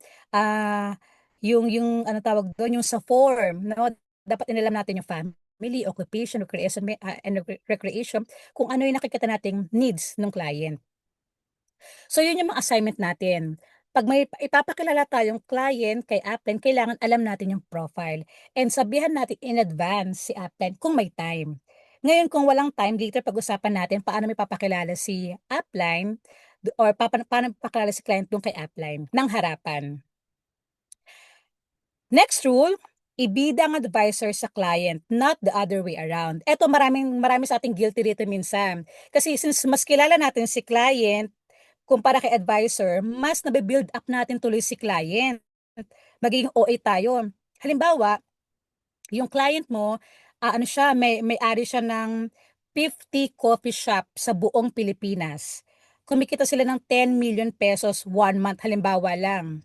So, nangyari, nakita mo si upline, halimbawa si upline kumikita ng let's say 300,000 a month, no? Halimbawa sabi mo, upline, pakilala kita sa friend ko, si si Rose. Upline, grabe tong si Rose, meron tong 50 coffee shop sa buong bansa. Kumikita 'to ng 10 million pesos upline. Hindi ko nga alam kung kailangan pa ba nito ng iPhone, pero sinubukan ko lang upline, in-invite ko dito. Baka puwede mo upline ipaliwanag yung ano, yung iPhone sa kanya. Kasi baka makadagdag sa kanya. 'Di ba? So 'pag gano'n naging style mo, si client yung bini-build up mo, yung ego ni client masyadong mataas. Feeling niya siya yung bida, feeling niya siya yung importante na 'pag hindi siya nag-join, ang laking kawalan kay iFern, 'di ba? So once na makipag-usap na si upline, deep inside actually si upline, baka maging awkward sa kanya. Baka feeling niya hindi sapat yung mga sabihin niya, so apektado tuloy yung performance ni upline kasi naging mali yung pag-i-ABC. So 'pag gano'n baguhin natin, mali yung gano'n. Kailangan ang bida is the advisor. So given na yung profile, mayaman si client, may 50 coffee shop, malaki yung kita, si upline mo kumikita ng 300,000 a month. So ang way ng pagkausap is, friend, pakiusap kita sa isa sa mga taong nagme-mentor sa'kin dito sa iFern. Alam mo friend, sobrang galing nitong mentor ko na 'to. Kasi nag-start siya dati, 5,000 pesos lang kinikita niya sa dati niyang work. Pero dahil kay iFern nakaka-300,000 na siya. In 3 years time, meron na siyang 5 million pesos. Kung sa trabaho namin dati, grabe naman yung taon na aabutin namin bago ako kumita nun. Pero kay iFirm, grabe yung naging achievement niya. Upline, pakilala ko sa'yo yung friend ko, si Rose. Meron 'tong business app, pero kasi grabe pala stress dun sa business niya app. Kahit malaking kinikita niya, grabe daw yung stress. Sabi ko nga sa kanya dito siya mag-join sa iFirm, kasi dito sa iFirm kumikita ka na, gumaganda ka pa lalo, parang ikaw upline. Oh, 'di ba? Para at least bino-boost mo lalo si upline dun sa client mo. So, si client mo hindi siya yung bida, makikinig siya ngayon dun sa pinakilala mong upline sa kanya. Next, as a bridge, focus on the advisor and listen attentively. Ito, nakikita ko rin 'to madalas na nangyayari. So halimbawa, ipinakilala mo na si client dun kay advisor, ikaw as a bridge, feeling mo tapos na yung trabaho mo, 'di ba? So nandiyan yung habang nag-uusap yung dalawa, ikaw pa-text-text ka na lang, palingon-lingon ka, 'di ba, binabati mo lahat ng tao, namin dalawa mag-usap, sila na lang, rap, no, so na-disturb siya, bakit gano'n, bakit ka gano'n, ang gulo-gulo mo. So ang mangyayari diyan, si client mawawalan ng interest dun sa sinasabi ni advisor, 'di ba? So siya, 'pag tumunog yung cellphone niya, puwedeng buksan niya, kalikutin niya, hindi niya gaano pakinggan si advisor, mababastos si advisor. Baka merong sabihin sa advisor na sobrang ganda na hindi napakinggan, sayang baka yun yung magpapiin sa kanya. Pero ikaw as a bridge, distracted ka, hindi ka nakikinig ng maayos, hinayaan mo silang dalawang mag-usap, si client na istorbo na din, nasayang yung moment na nag-usap silang dalawa. So ano yung tamang gawin? Ikaw as a bridge, kailangan ipakita mo kay upline na nakikinig ka rin ng husto. Interesado ka sa mga sinasabi ni upline na kahit 1,000 times mo nang narinig, kailangan kunwari first time. Para makita ni client na interesado ka doon sa sinasabi ni advisor, para siya din mahawa doon sa pagiging curious mo or interest mo doon sa sinasabi ni upline. And kapag yung phone mo tumunog, wag mong sasagutin. Ipakita mo na sinilent mo para pag tumunog din yung phone ni client, isilent din niya. Again, ikaw yung gagayahin ng bridge, ay ikaw yung gagayahin ng client. Okay? So dapat ano man ang gawin mo, dapat yung tama. Now let's say halimbawa, nakita mo si client bila nag-check ng phone, 'di ba? Bila siya nangalikot, may pinapaliwanag si advisor dun sa laptop niya. Pwede bang hawakan si friend? Friend, wait lang. Tingnan mo yung slide na sinasabi ni ma'am. Sobrang ganda niyang friend, pakinggan mo. Para si client mahiya, ibaba niya yung phone niya. 'Di ba? Yun ang role mo as a bridge siya. Kailangan i-maintain mo yung focus ni client sa mga sinasabi ni advisor. Next, as a bridge, don't interrupt the advisor while talking to the client. Ito minsan nangyayari din sa atin 'to. Yung halimbawa, may sinabing mali si upline, ikaw naggaling-galingan, ay nasaan na yun? Ay wait lang, nawala. Ayan, ikaw naggaling-galingan, bigla mong kinorek si upline sa harapan ni client. So magbigay ako ng halimbawa. Sinabi ng advisor, dito sa iFern, we have 8 ways on how to earn. 'Di ba? So ikaw, natatakot ka, bakit 8 ways? Baka mamaya singilin ako nitong friend ko, nitong client ko. So right at that moment, kinorek mo si upline. Sabi mo, ay upline, sorry, wait lang, interrupt lang kita saglit. Nabanggit mo kasi 8 ways, dapat 6 ways lang upline. 'Di ba? Kinorek mo sa harapan. Pangit yun, kasi isipin ni client, itong taong pinagyayabang mo kanina pa, itong taong binibuild up mo, hindi pala siya yung expert. 'Di ba? Bakit siya yung pinakilala mo? Yun ang mararamdaman ni client. So dapat, kahit magkamali si advisor, huwag kang sasabat. Hayaan mo lang. Pag sinabing 8 ways, okay lang, tango-tango ka lang, mag-nod ka, 'di ba? Agree-agree ka, ganyan. Para si client, focus pa din kay advisor. Pakinggan niya pa rin lahat ng sinasabi. Now, what if, pag alis ni advisor, tinanong ka ni client, sabi sa'yo ni client, friend, di ba sabi mo kanina 6 ways lang on how to earn sa iPhone? Bakit sabi nung advisor mo 8 daw? Tas puwede mo sabihin na, oo, actually kasi dito sa iPhone marami talagang ways on how to earn. 'Di ba kanina nabanggit niyo yung 6 ways, meron pa nga diyan minsan, mananalo ka ng additional 2,500 'pag na-meet mo 'tong ganitong quota, yung mga sa team sales ba, ay sa mga team promos, gano'n. So kumbaga, kampihan mo si advisor, 'wag mo siyang kokontrahin kahit nakatalikod na si advisor. Kasi kapag kinontra mo yun, hindi mo kinorek ng tama or hindi ka nagpalusot, pangit na yung magiging image ni client sa kahit sinong upline ipapakilala mo sa kanya. Feeling niya merong mali sa mga sasabihin nila. So kailangan ikaw as a bridge, magaling kang lumusot. Next, as a bridge, huwag kang tatayong abogado ng client. Ito nabanggit ko na 'to last time. Actually common 'to. Yung minsan mas kumakampi pa si bridge dun sa client. O may mga natatawa kasi guilty, 'di ba? Eto halimbawa, closing na tayo, papapiin na natin si client. Sabi ni client, "Maganda naman yung iPhone, maganda yung products, maganda yung marketing plan, kaso wala kasi akong cash. Ang meron ako credit card lang." Sabi ni client. Sabi ni upline or ni advisor, "Alam mo, ganyan din ako nag-start, wala rin akong cash. Pero mabuti na lang tumatanggap si iPhone ng credit card. So yung natitirang limit dun sa card ko, yun ang ginamit ko para makapag-join sa iPhone. Yun ang pwede mo rin gawin." Ngayon si client, sasagot siya, sabi niya, "Ay, ayoko ng credit card. Ayoko mangutang, hindi ko ugali yun." Ikaw naman as a bridge, 'di ba, maling bridge. Ang sasabihin mo, "Ay upline, oo, 'tong kaibigan ko 'to hindi 'to gumagamit ng credit card, takot 'to mangutang." Wag yun upline.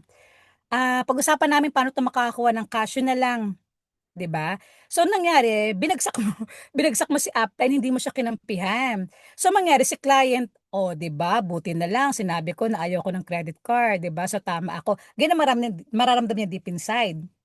So ano yung tamang gawin as a magaling na bridge? Ikaw sa bridge, pag sinabi ni Appline na pwedeng gumamit ng credit card, yun ang ginamit niya, gatungan mo. Sabi mo kay friend, alam mo friend, yun din ang ginamit ko. Nag-credit card lang din ako. Yung natitirang limit sa card ko, yun lang din ang ginamit ko. Kasi kung hindi ko gagamitin yung natitirang limit na yun, mapupunta lang yun sa grocery namin, sa gas namin. Ang problema, wala nang ibabalik sa amin. Unlike dito kay iPhone, kapag ginamit ko, pambili ng product sa iPhone, ay nakapag-join ako as a member, yung ginamit ko na limit na yun sa card, mababalik siya. Sa lahat ng utang, ito yung pinakamagandang naging utang ko sa buong buhay ko. 'Di ba? So ngayon, dalawa na kayo magkakampi, si Bridge at saka si Upline. So si client na nag-iisa, talo na siya. So lalakas sa loob niya, oo nga no, kung yung kaibigan ko nga nag-credit card, bakit hindi ako? Okay? Again, kailangan ang magkakampi sa scenario na to parate, si Upline at si Bridge. Kahit gaano kayo ka-close ni client, please, huwag kang tatayong abogado niya. Kasi the reason nagpapatulong ka kay Upline, kasi alam mo na si Upline makakatulong para ma-close ng client mo. Kapag kinontra mo si Upline, hindi mo siya kinampihan, bali wala tong ABC na to. Okay? Next, kahit close kayo ni advisor, be professional sa harap ng guest. So halimbawa, nakita mo si Upline na sa hub, pindot doon sa computer. Ang maling ginawa mo, kinuha mo si Upline, inakbayan mo, halimbawa, binitbit ka pupunta kay client, oh, friend, pakilala kita dito sa Upline ko, ito, magaling to. Ganyan, diba? Ang pangit ng way mo ng pag-iibisi mo. So, ang gawin mo, kahit close na close kayo ni Upline, pag nakita mo siyang busy doon sa computer, tapos kayo ni client, malayo kayo, pwede mong bulungan si client. Pwede mo sabihin na, friend, nakikita mo yung tao na yun, yung pumipindot din sa computer. Alam mo, friend, sobrang galing ng tao na yan. Sa lahat ng distributor dito sa iFern, siya yung may pinakamaraming doktor. Yung pinipindot na niya yan, puro order sa mga doktor yan. Mamaya papakilala kita, friend. Pero mamaya na kasi nakita ko busy siya eh. Nahiya naman ako. Parang ganun. So you show respect, no? So maya-maya pwede malapitan si Upline, sabihin mo na, Upline, meron akong kasamang guest. So nakatin na po siya ng RBA. Ito yung profile po niya, kwento mo, ganyan. Okay lang po ba na maistorbo kayo, pakilala ko po kayo sa kanya. Pag sinabi ng upline, yes, pwede mo ipakilala, huwag mong bibitbitin si upline papunta kay client. Mali yun. Dapat, bitbitin mo si client papunta kay upline. Again, that shows respect dun sa upline natin. 'Di ba? Tapos ipakilala mo siya ng maayos. Okay, guys, tandaan natin, simpleng-simple lang. Kahit gaano kaganda or kahit gaano kalaki achievement ni upline, kapag hindi mo siya na-build up ng maayos kay guest or kay client, hindi yan magpipiin. Diba? Lahat ng sabihin ni upline, pasok sa isang tenga, labas, diba? Sayang ang effort nating lahat. So, kailangan galingan mo as a bridge. Sa negosyo natin, malaking bagay ang magandang teamwork. Again, na magkakampi, si upline or si advisor and ikaw as a bridge. Ano man ang sabihin ni upline, please kampihan lang natin. And again, when the advisor and the bridge work well together, PINs naturally follow. And last message natin, be a master of ABC. Yun lang guys, and thank you so much. Galing, grabe. Grabe, ang galing ng mga speaker natin ngayon. So, yung ABC rule, yan yung mga kadalasan na nakakalimutan nating mga iFern member. So, kailangan talaga natin na i-master yung ABC rule kasi sobrang laking tulong ng ABC rule para makapagpa-close tayo ng client. So, yun nga, yun laging nating tatandaan at lagi nating gagawin na palaging be professional and respect natin yung mga uplines natin and proper build up talaga. So, naniniwala rin ako na mas magiging mabilis yung success natin sa iFern kapag meron tayong teamwork. So, palagi tayo, katulad ng sinabi ni Upbong sa may attitude is palagi tayo dapat may yes upline, follow the system, and empty your cup. So, ngayon naman po, yung last speaker po natin, Dahil ang gagaling ng speaker po natin, kinakabahan na siya. So, ang last na skill po natin is follow-up po. So, maraming distributor ang sumusuko agad kapag hindi agad nag-yes yung mga prospect po natin. Pero yung totoo is, most people na hindi nag-yes sa first presentation, sila pa yung mapapapay in natin kapag finalo up natin. So, ngayong gabi po, ituturo po ng last speaker natin yung follow-up po. So, dati po siyang, artista, sabi niya. Dati po siyang call center agent. Pero now in iFern, isa po siyang Elite Toy Club member, Diecast Club member, Jordan Club member, builder, and emerging distributor. Let's all welcome Upline Clyde Jetro Mabasa. Wait lang ha. Palit lang kami ng upuan.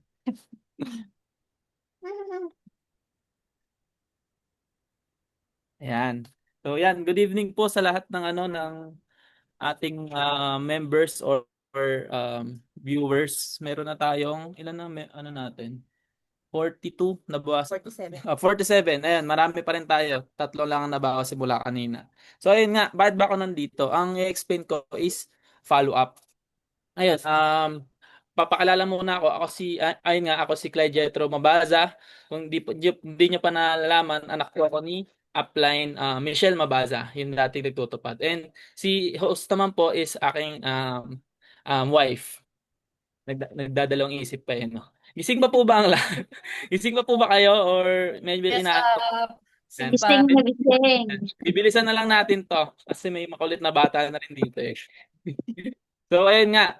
So ang pinakaunang nalaman natin from Upbong is yung attitude. So nakapag-GLLA na tayo, and sumunod is kay UpJ is yung prospect list or yung how to invite.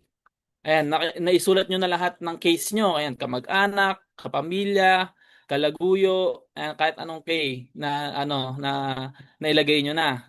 And natuto na rin tayo magsulat ng mga prospects natin sa notebook para hindi natin nakakalimutan. And next is marunong na rin tayo mag-form and keys. Sabi nga po ni Upburn.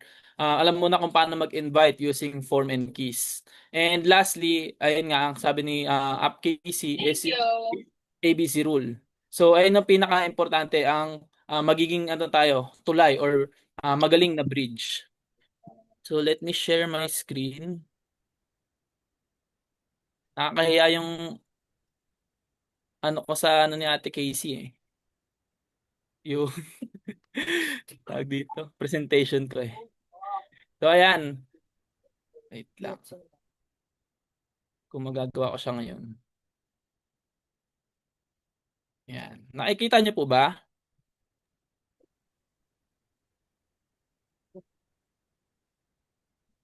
Nakikita niyo po ba ang blue screen?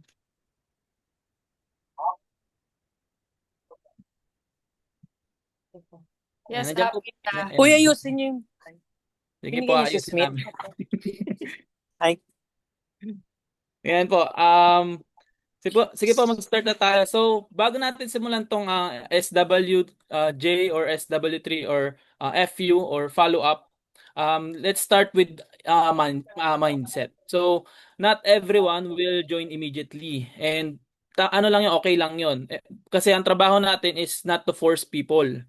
O hindi natin sila pipilitin na sumali dito or gamitin yung produkto natin. Our job is to follow up professionally and consistently. Kung hindi man sila mag-join ng una, maging magaling na bridge naman tayo, pero hindi pa rin siya nag-pay in, ang dadaanan natin siya sa follow-up kasi mostly talaga, sabihin natin 50-50 yan every latag. May nagpe-pay in, may ifa-follow up, and meron talagang hindi nagpe-pay in. And anong gagawin natin kapag hindi nag-pay in? Siyempre, ayun yung SW3 rule. Some will join, some will not. So what? Next. Move on tayo. Next prospect. Tignan mo yung notebook mo, balikan mo yung notebook mo, yung prospect list mo, kung sino ba yung next doon. Tapos i-mark mo yung nag-no. Sabihin mo lang dito na maybe someday kapag may result na ako, babalikan kita. Ganun ang mindset natin sa SW3 rule.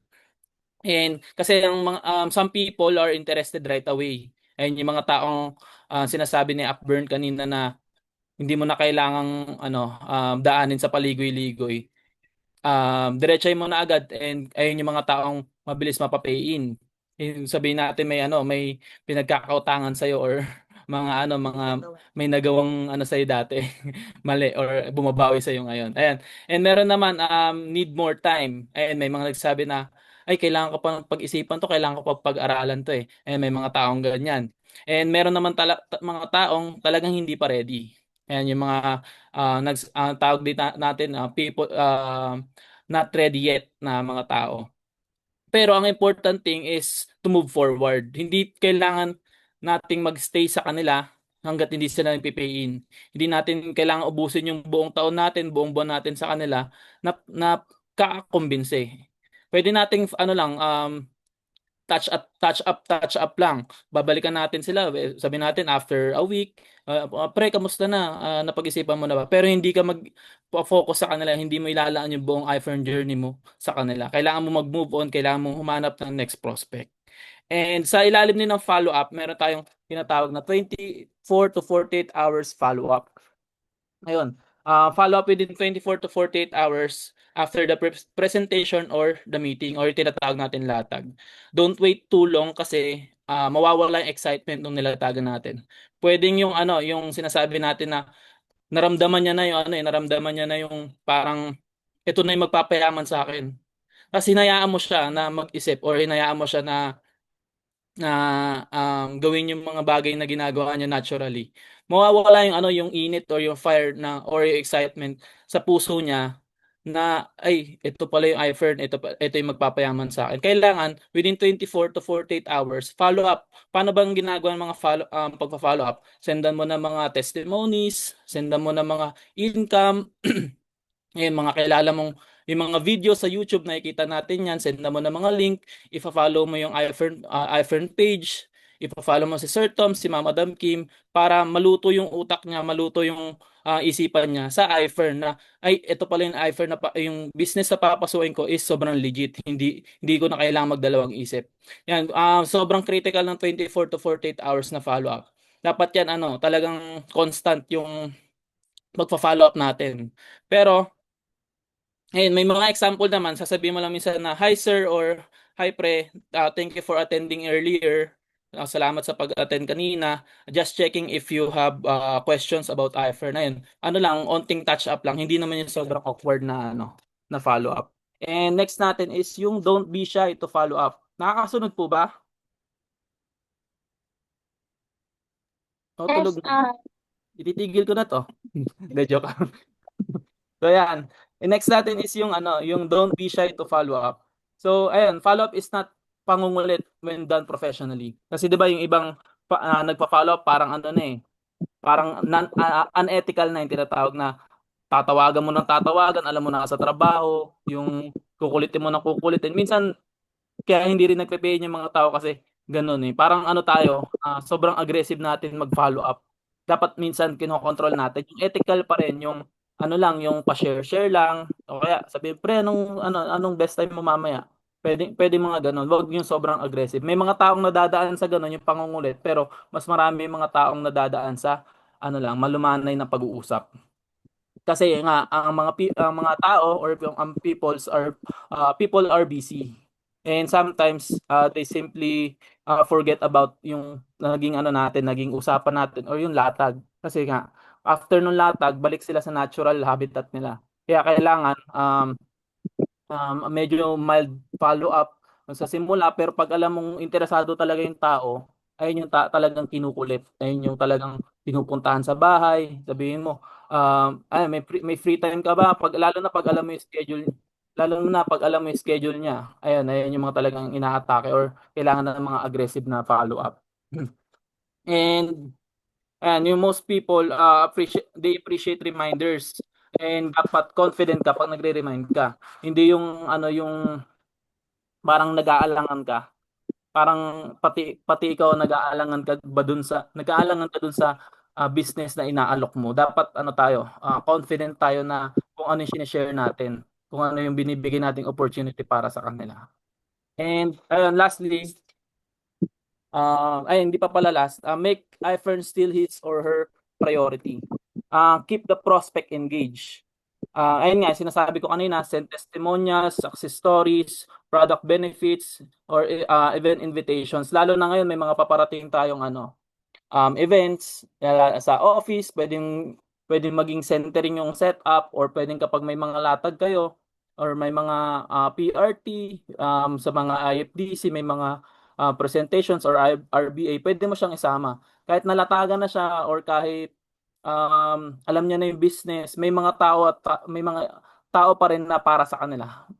What I mean is yung mga taong maiintindihan nila kasi minsan meron tayong minsan eto si friend A hindi natin naintindihan or si upline A hindi natin naintindihan. Pero yung pag dinala pala natin sila sa office, si upline B yung nag-explain sa kanila, ayun pala yung way or ayun pala si upline B yung tamang tao na makakapag-explain ng tama sa kanya. Ayan, naiintindihan niyo po ba 'yun?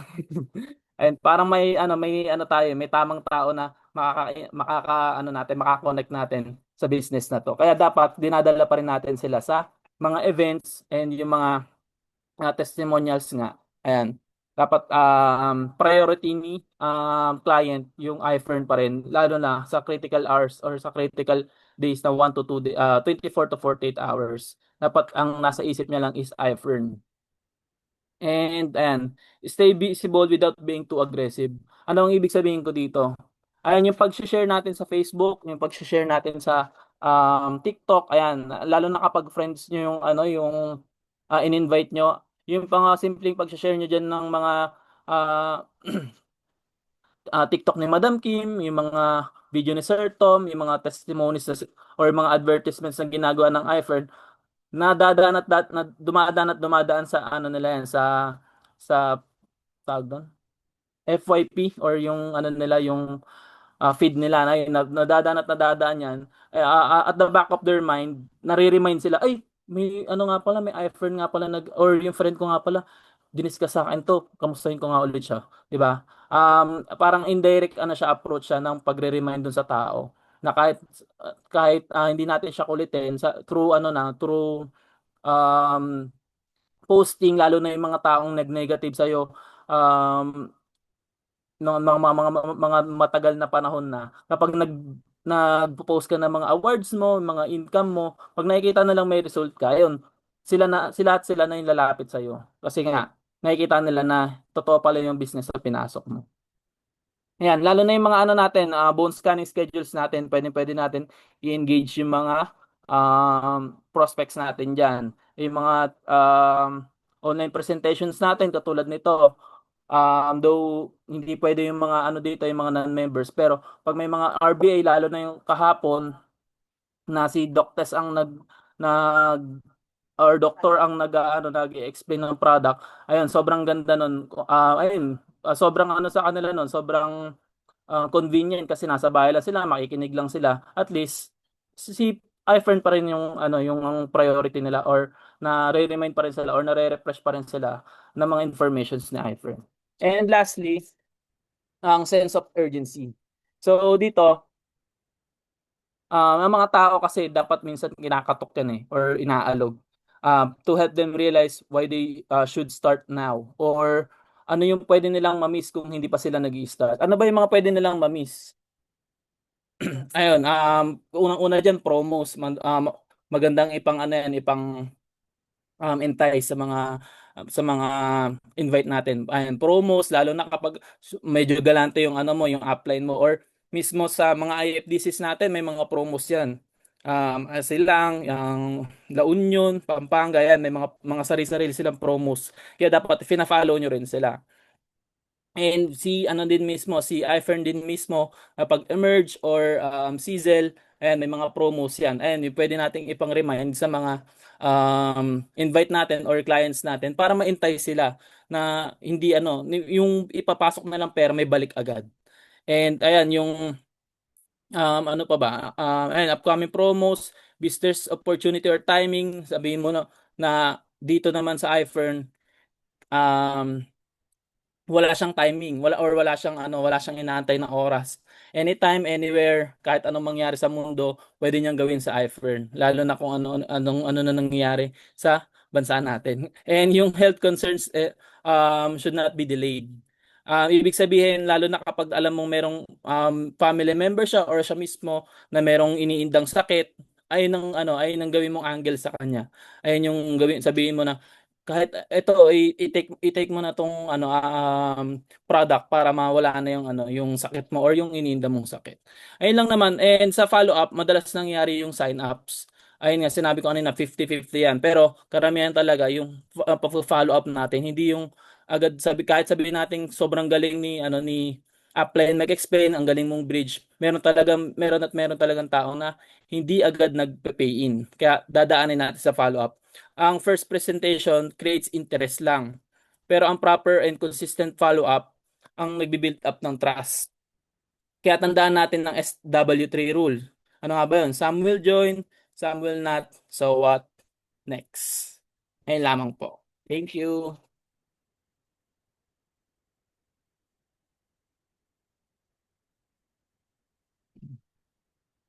Nice.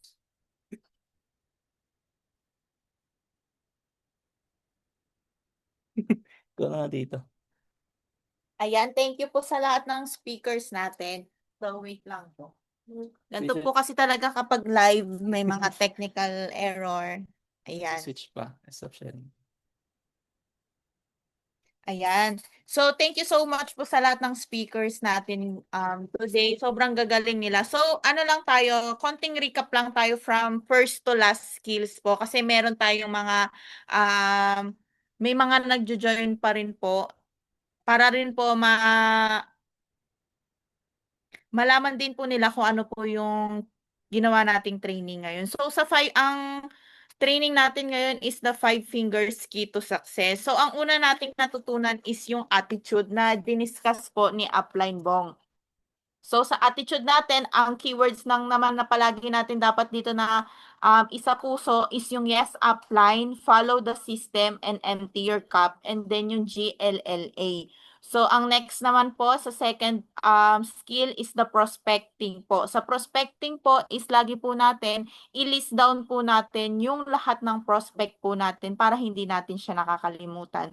Either pwede tayong sa phone, mag-notes, or sa notebooks po natin. And ang first rule is huwag tayong magpi-prejudge kasi hindi natin alam yung kausap mo na po pala na gina-judge mo is isa na rin po siya, prospect din natin siya na kaya magpalaki ng network sa iFern. Then, ang third po natin is how to invite. So, dito naman sa how to invite, na-explain po ng maayos ni Upline Vern kung paano tayo mag-i-invite. Ang keywords natin dito is yung form, yung family, occupation, recreation, and message. Then, yung yung 4 steps how to invite, the direct approach, indirect approach, second and third approach po. Na ang laging goal is to deliver the business. Then, ang fourth skills po natin is yung ABC rule. Sa ABC rule naman po, ang kailangan natin dito is proper build up from kay advisor to kay client. And then dapat alamin natin yung background alamin muna natin yung background ni client at sabihin natin kay advisor para magkaroon ng idea si advisor paano niya aatakihin yung prospect po ninyo. And then, syempre, sa ABC rule natin, kailangan mag-say good things tayo about palagi kay advisor.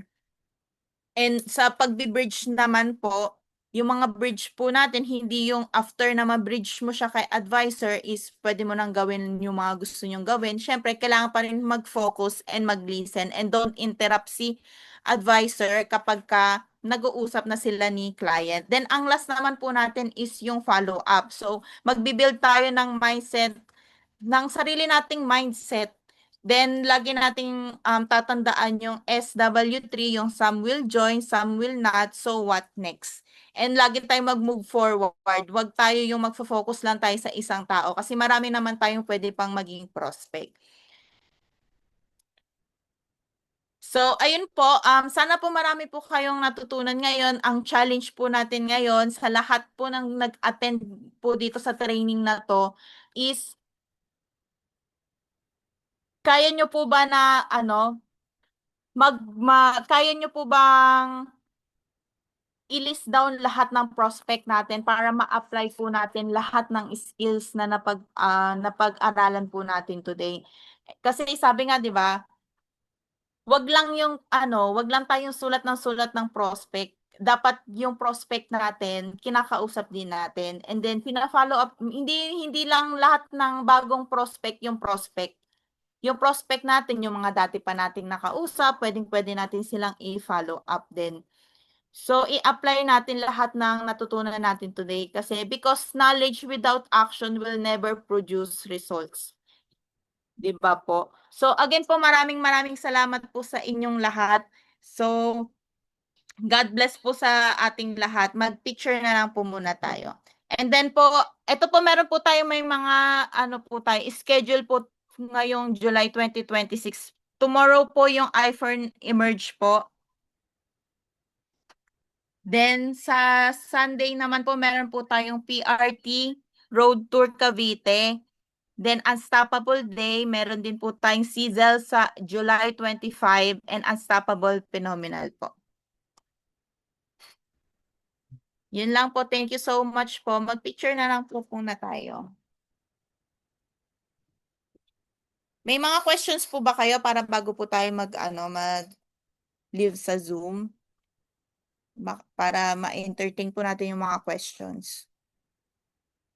Ate Arlene, baka may question ka.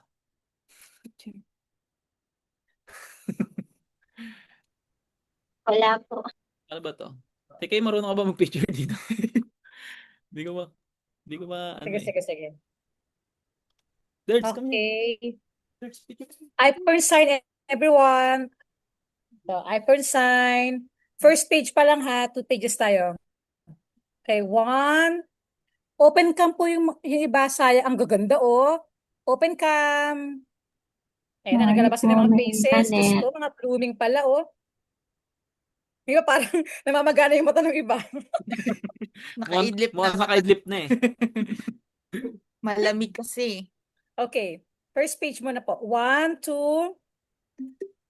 Okay. Second page, wait lang po. Baka nasa second page kayo. Sa Post lang second po page, kayo. mga walang faces.